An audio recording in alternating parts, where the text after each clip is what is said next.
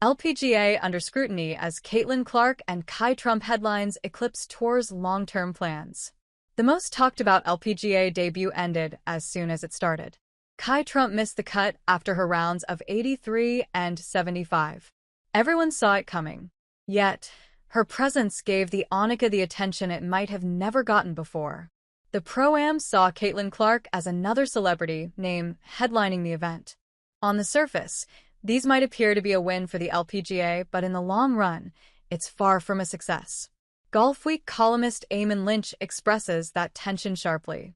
There were no shocks in which storylines dominated coverage of the LPGA Tour in recent days, nor in the fact that none of those attention grabbers involved actual LPGA Tour players, he wrote, questioning the theatrics that took the attention from the actual event.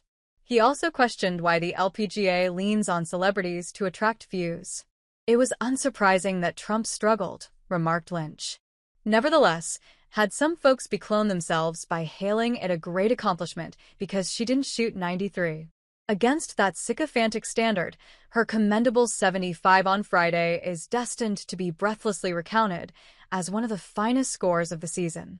The concerns are valid, and rightfully so.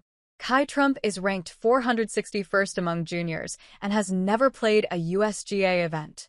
She has struggled significantly in the AJGA start she made this year.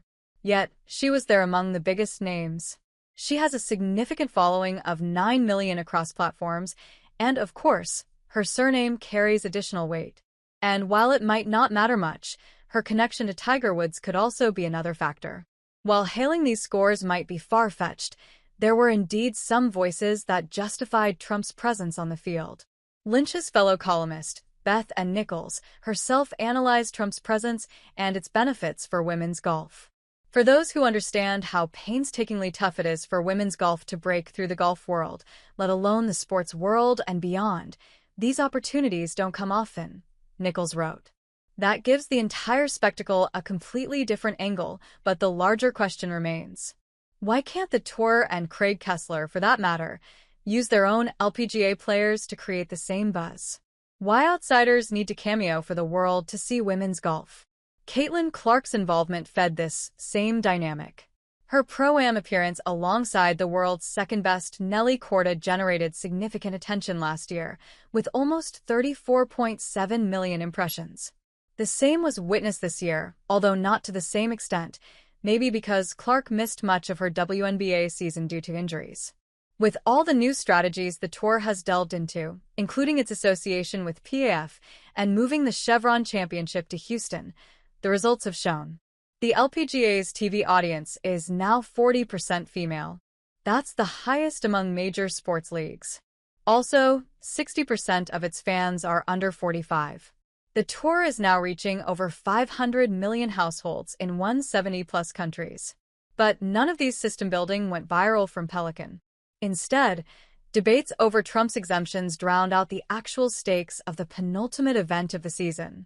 We might discuss the credibility hit as the LPGA Tour resorts to stunts in the closing stretch of the season, Lynch notes. But then you'd be arguing that the extra eyeballs don't matter, which is shaky ground to stake out for those who want to see women's sports promoted. Will that mean the viewers who tuned in this week to watch the two would switch to the Golf Channel again as the event progresses?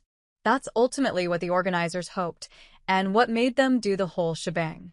Justin Rose and more show respect as veteran golfer breaks down after reclaiming Tour card. Anger mounts against Paige Spiranak for behavior Tour rival during Internet Invitational.